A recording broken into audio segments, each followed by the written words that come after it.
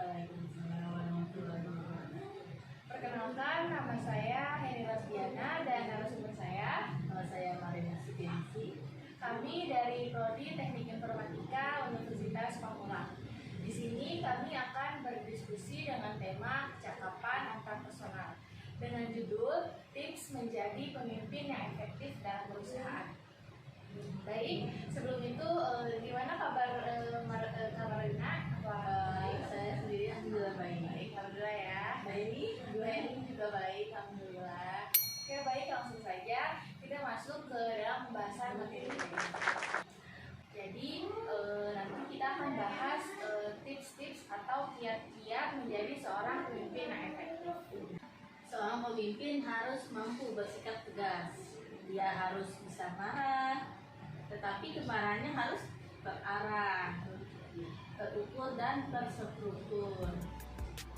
Dalam kemarahannya tersebut, dia harus mampu mengatur emosinya sehingga dia mampu membedakan mana dominan profesi dan dominan pribadi yang bawahannya.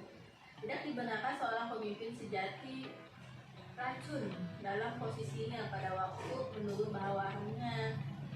Serendah apapun pangkat bawahannya, dia mempunyai harga dan pribadi yang harus dihormati. Betul, setuju tuh Ya, ya. tetap harus saling menghormati antar sesama pegawai. Iya, benar, setuju banget Kak Lina. Iya, langsung aja. Tapi kalau menurut Kak Lina ini tanggapannya gimana sih tentang pemimpin yang efektif dalam perusahaan? Nah, kalau menurut tanggapan saya nih ya, pemimpin yang efektif itu harus berinovatif dalam membangun suatu nilai dan penerapan dalam bisnis. Menurut tanggapan kamu gimana emangnya? Nah, pendapat aku, pemimpin yang efektif itu bisa dibilang ia yang harus bisa menginspirasi. Jadi memotivasi semua orang bahkan karyawannya dalam perusahaan yang ia pimpin. Itu tujuannya untuk mencapai visi yang ingin dituju bersama. Terus kalau menurut Kalina, ada nggak sih manfaat kepemimpinan yang efektif itu? Nah, dari kepemimpinan efektif dapat memberikan berbagai manfaat bagi karyawan dan perusahaan. Di antaranya, yang pertama ada membangun kepercayaan saling antara pemimpin dan bawahannya. Dan banget setuju banget ini. Dapat mendorong karyawannya, jadi mendorong untuk terus bekerja dengan baik, maksimal gitu. Terus dapat meningkatkan komunikasi, jadi harus saling tetap komunikasi harus tetap terjaga gitu ya. Walaupun atasan lebih tinggi jabatannya, Dosa sungkan apapun itu dikomunikasiin karena untuk kenyamanan bersama ya. Dan juga dapat membangun semangat membahu gitu. Iya, karena kalau pemimpinnya aja loyo ya, gimana karyawannya bisa semangat ya kan? Jadi harus menjadi motivator. Iya, betul sekali. Aku setuju banget sama kalian. Nah, terus kalau menurut pendapat kalian nih, bagaimana caranya membangun kepercayaan pada seorang pemimpin? Nah, kalau pendapat saya, menurut saya nih ya, seorang pemimpin itu harus bersikap transparan. Mungkin kepada para pekerjanya. Mungkin juga harus memberi contoh, bukan menyuruh. Bagaimana kalau menurut kamu? Kalau menurut aku, tanggapan aku sih pemimpin juga harus mengakui kesalahan. Jadi ada tuh dia kadang nyuruh ini, terus kalau ada kesalahannya dari bawahannya, dia tidak mau mengakui kesalahannya, malah menyalahkan pegawainya atau bawahannya. Padahal itu atas perintah dia sendiri ya kan.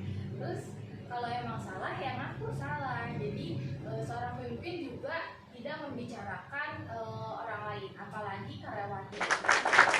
Terus bagaimana kalau masih ada pemimpin yang ngomongin bawahannya gitu?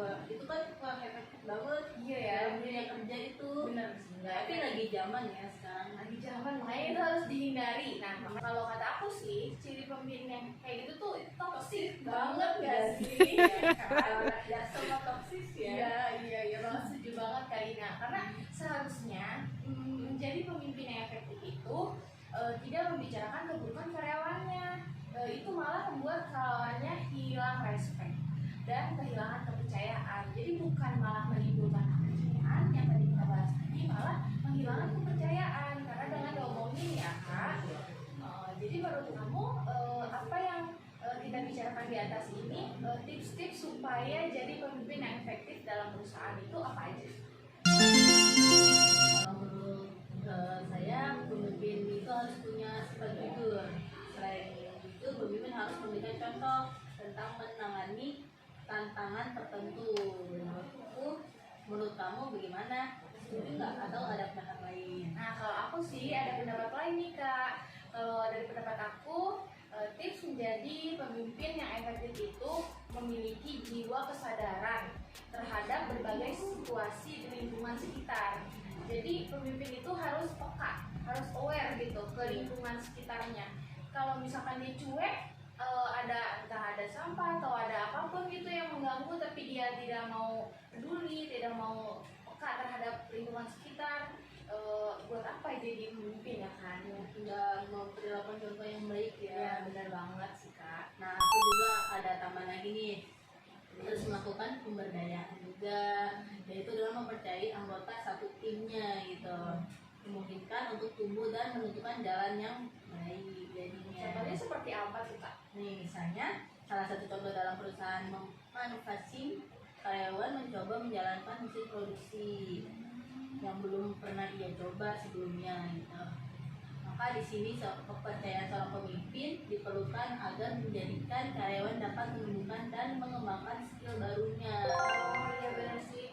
Jadi kalau misalkan ada mesin baru atau yang belum pernah dipegang gitu ya sama karyawan tuh, sama leader tuh diarahin, dicoba diajarin gitu biar bisa menumbuhkan skill baru bagi karyawannya. Ya kan? Pengetahuan baru juga. Iya gitu. Kak, benar banget. Terus pandangan Kakak nih tentang ada nggak sih gaya kepemimpinan yang efektif itu?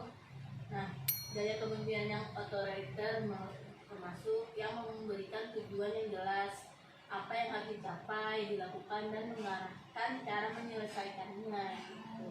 Tapi kalau menurut aku sih ya, gaya kepemimpinan yang efektif itu kepemimpinan yang demokratis. Kenapa? Karena ini yang paling efektif Kak, memberikan bimbingan dan ikut berpartisipasi serta memperbolehkan karyawan memberikan ide atau gagasan dan saran terbaik mereka gitu. Jadi kesimpulannya apa nih pada diskusi kita kali ini? Nah, kesimpulannya, konsep berpikir yang jelas dari seorang pemimpin sangat diperlukan dan idealnya harus dapat dimengerti bawahannya dalam batas tertentu sepanjang untuk keperluan lembaganya. Nah, jadi nih, kepemimpinan itu sebenarnya dapat diasah sehingga menjadikan kita tuh lebih berpengalaman dengan memimpin banyak orang dan dapat mengambil keputusan. Terus ada juga nih kepemimpinan itu yang emang lahir dari diri sendiri, Nah, ya iya. kan, nggak perlu diasah ya. Jadi ada beberapa orang yang emang bisa udah ada jiwa Udah punya pemimpinnya karakter gitu, gitu udah ya. punya karakter pemimpinnya gitu Kak. Jadi inilah tips supaya jadi pemimpin yang efektif gitu dalam perusahaan ataupun bisa dipakai dalam suatu. Kehidupan saya. Iya, betul banget, betul banget, setuju banget sih Kak aku.